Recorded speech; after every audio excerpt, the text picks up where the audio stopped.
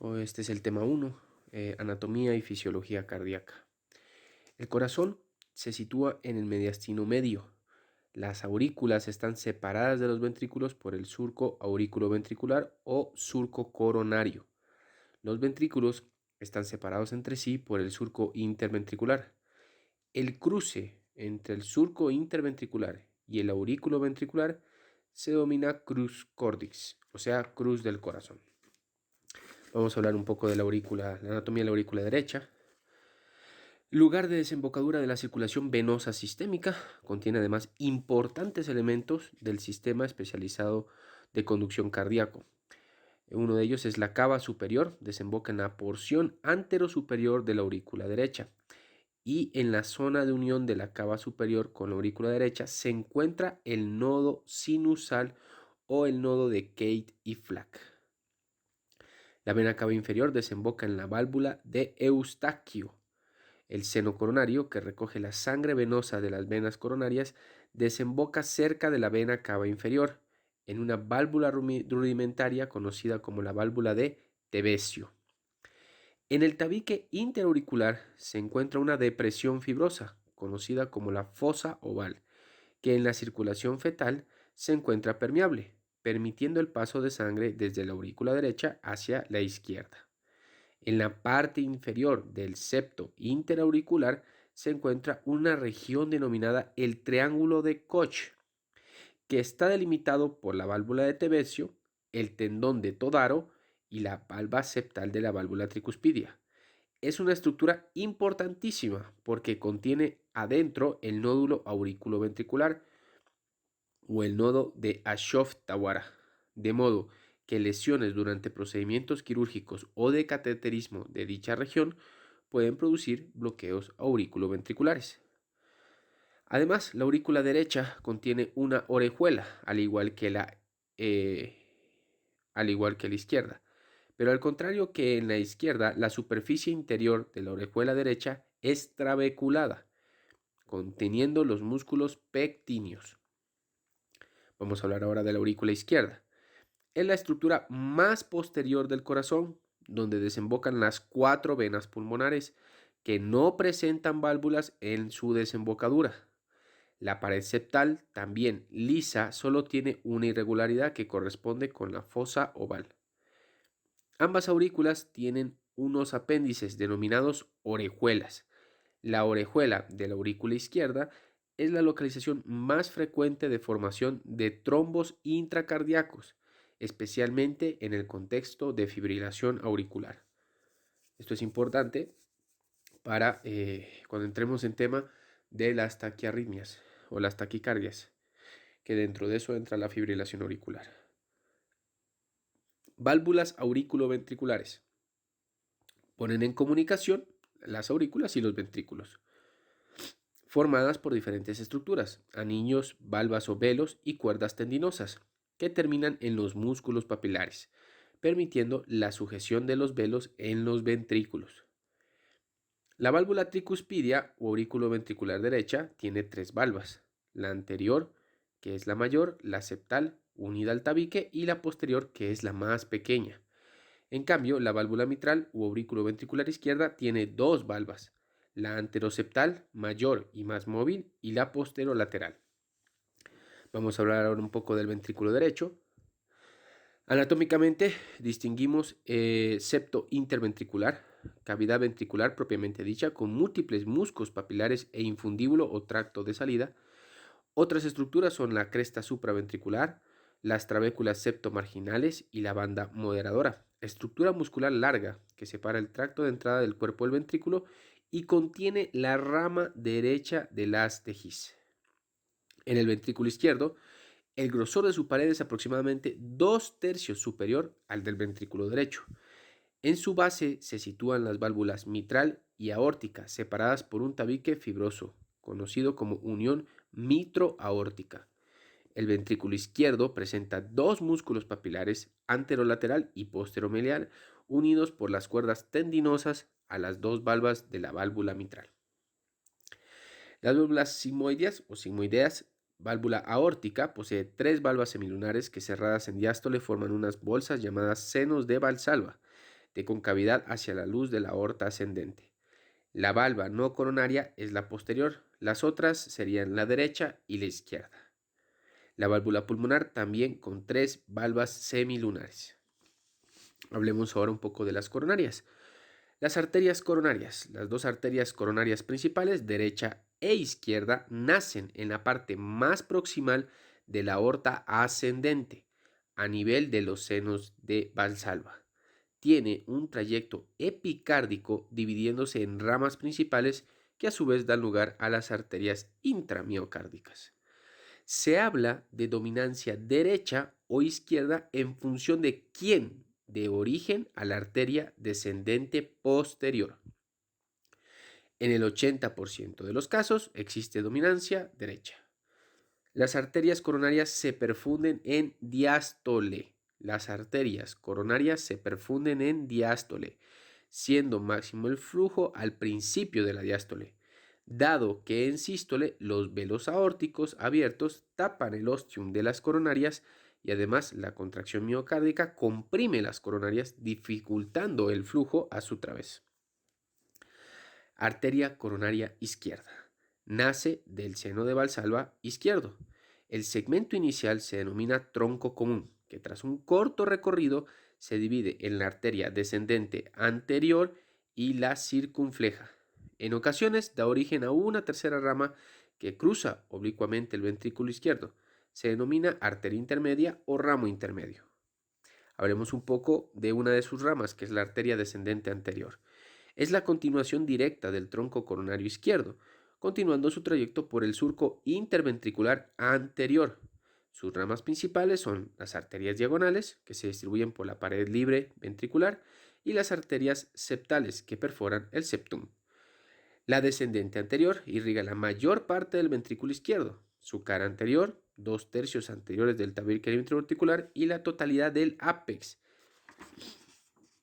La arteria circunfleja, por el otro lado, también siendo de la arteria coronaria izquierda, irriga la pared lateral del ventrículo izquierdo y parte de la aurícula izquierda.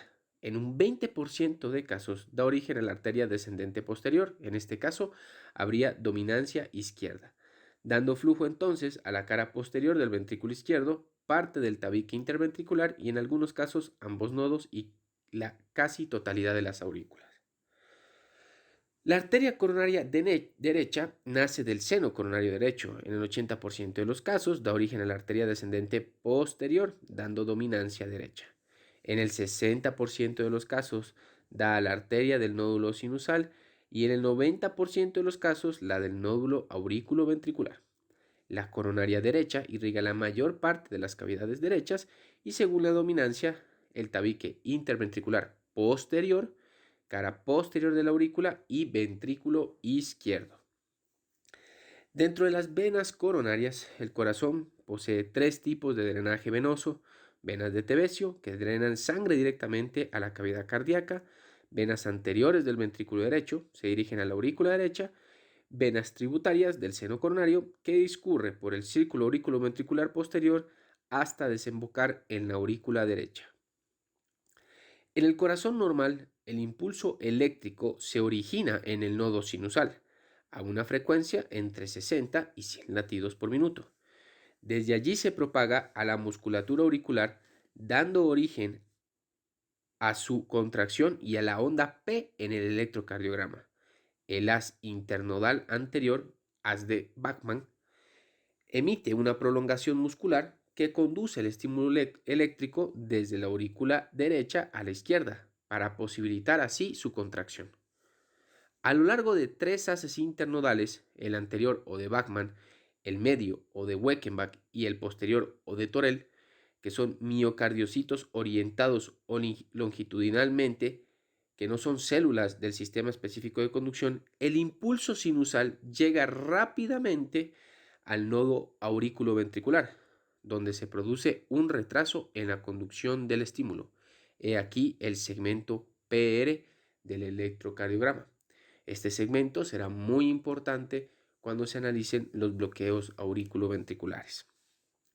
Una vez que atraviesa el nódulo auriculoventricular, el impulso llega al haz de His y se distribuye a los ventrículos a través de sus ramas izquierdas, que se divide a su vez en una rama anterior y una posterior, y también una de sus ramas que es la derecha. Las ramitas terminales ventriculares del sistema de conducción se denominan fibras de Purkinje, que conducen rápidamente el estímulo eléctrico a toda la musculatura ventricular, QRS en el electrocardiograma. Vamos a hablar ahora un poco sobre el potencial de acción cardíaco. En estado de reposo, la diferencia de potencial transmembrana de los cardiomiocitos es menos 90 milivoltios, que es el potencial de membrana de reposo. Este potencial se debe a un mecanismo activo mediante consumo de ATP por la bomba sodio-potasio, que expulsa 3 iones de sodio e introduce 2 iones de potasio a la célula, de forma que el resultado neto es una negativización intracelular. Para entender los cambios eléctricos del potencial de acción, es importante recordar que el sodio es el principal ion extracelular, mientras que el potasio es el principal ion intracelular. Así, la apertura de canales de sodio hará que entre sodio en la célula a favor de gradientes, positivización del potencial transmembrana, mientras que la abertura de canales de potasio hará que salga el potasio al exterior, que será la negativización del potencial transmembrana. El potencial de acción se compone de 5 fases. Fase 0, que es la despolarización rápida, fase 1, que es la repolarización lenta, fase 2, que es la meseta, fase 3, que es la repolarización rápida, fase 4. En la fase 0, que es la despolarización rápida, es cuando se estimula eléctricamente la membrana celular, se abren los canales de sodio, dependientes de voltaje, que introducen sodio en la célula, invirtiéndose la carga de la membrana. Esto es un potencial positivo. En la fase 1, que es la repolarización lenta, cuando la membrana plasmática, el sarcolema, ya se despolariza, se cierran los canales de sodio que se habían abierto en la anterior fase y se abren en este caso los canales de potasio, que expulsan el potasio al exterior, produciéndose una repolarización de la membrana. En la fase 2, que es la meseta, se abren canales lentos de calcio, que introducen calcio en la célula, lo que contrarresta la salida de potasio y el potencial transmembrana permanece un poco estable. En la fase de meseta se produce la contracción de los cardiomiocitos. Dicha contracción se produce gracias a la entrada de calcio en el sarcoplasma, desde los dos lugares, el retículo sarcoplasmático y los túbulos T. Tanto en las células musculares esqueléticas, los rhabdomiocitos, como en los cardiomiocitos, el calcio se une a la troponina, que interactúa con las fibras de actina-miosina, posibilitando así la contracción muscular. Como diferencia, los rhabdomiocitos, a diferencia de los cardiomiocitos, solo requieren para contraerse la entrada de calcio, desde el retículo sarcoplasmático al sarcoplasma, y tienen los túbulos T mucho menos desarrollados. En la fase 3, que es la repolarización rápida, es por una salida masiva de potasio al exterior celular y descenso marcado en el flujo de entrada de calcio, retomando así la célula a su estado de reposo. Por último, la fase 4, en los cardiomiocitos, esta es la fase de reposo. La fase 4 es la fase de reposo.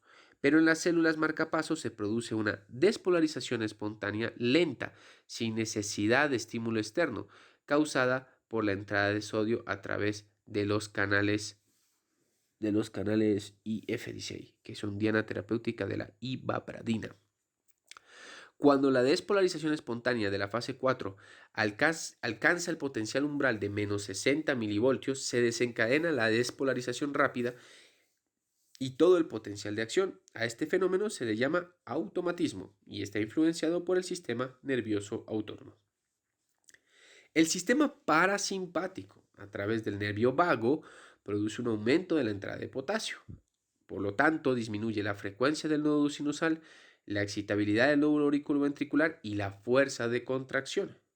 Por el otro lado, el sistema simpático, a través de los receptores beta 1, aumenta la entrada de sodio y de calcio. Se disminuye así la diferencia de potencial transmembrana, dando lugar a aumento de la frecuencia cardíaca, la excitabilidad del nodo auriculoventricular y la fuerza de contracción. Manifestaciones electrocardiográficas del ciclo cardíaco. La sístole auricular se manifiesta como la onda P.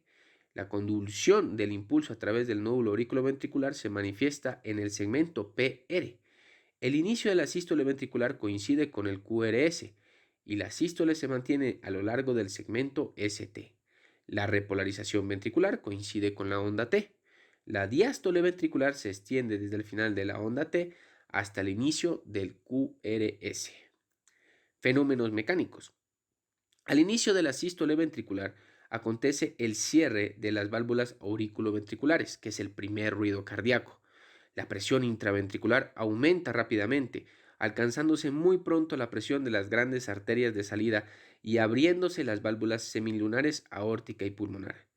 Esta primera fase de la sístole se denomina contracción isovolumétrica, pues no se traduce en un cambio en el volumen del ventrículo. A partir de la apertura de las válvulas semilunares se inicia la segunda fase de la sístole o fase de expulsión, en la que se inyecta el contenido intraventricular hacia las grandes arterias. Esta es la fase de contracción isotónica, puesto que hay disminución del volumen del ventrículo y de la longitud de sus fibras. La presión intraventricular cae por debajo de la arterial y se cierran las válvulas seminulares, que es el segundo ruido cardíaco, comenzando entonces la diástole cardíaca. Durante la diástole ventricular hay una primera fase muy breve o fase de relajación isovolumétrica, en la que la principal característica es la caída de la presión intraventricular. Una segunda fase más duradera comienza con la apertura de las válvulas auriculoventriculares en el momento en que la presión intraventricular cae por debajo del auricular. Al principio del llenado ventricular se produce el llenado diastólico rápido, en la que la sangre acumulada durante la sístole en las aurículas entra rápidamente en el ventrículo. El periodo del llenado rápido dura el primer tercio de la diástole. Durante el tercio medio solo penetra una pequeña cantidad de sangre en los ventrículos, que es la que continúa vaciándose en las aurículas procedente de las venas. Se denomina fase de diástasis.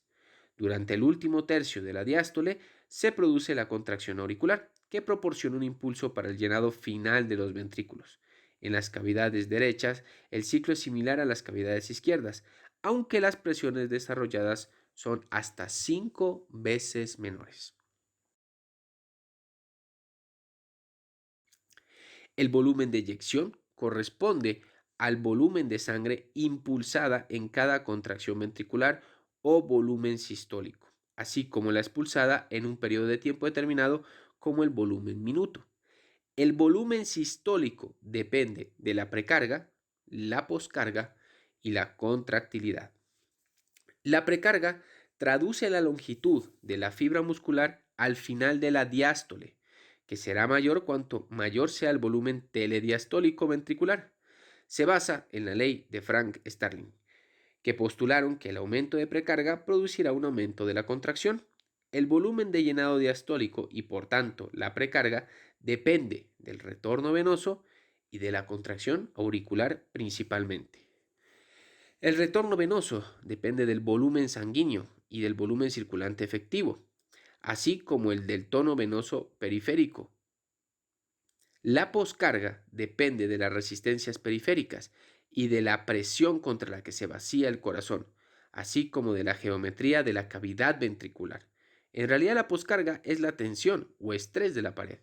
El ventrículo izquierdo se rige por la ley de Laplace, de modo que la tensión de la pared es directamente proporcional a la presión que debe desarrollar para expulsar la sangre y al radio de la cavidad ventricular, e inversamente proporcional al grosor de la pared.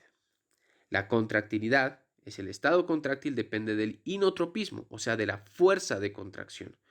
El inotropismo se modifica por la actividad del sistema nervioso simpático y por diferentes fármacos. La hemodinámica circulatoria está regida por tres variables fundamentalmente e interrelacionadas.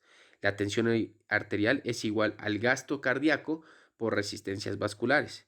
El gasto cardíaco es igual al volumen sistólico por la frecuencia cardíaca. Y las resistencias vasculares que dependen fundamentalmente del radio o calibre vascular, inclusive de la viscosidad de la sangre.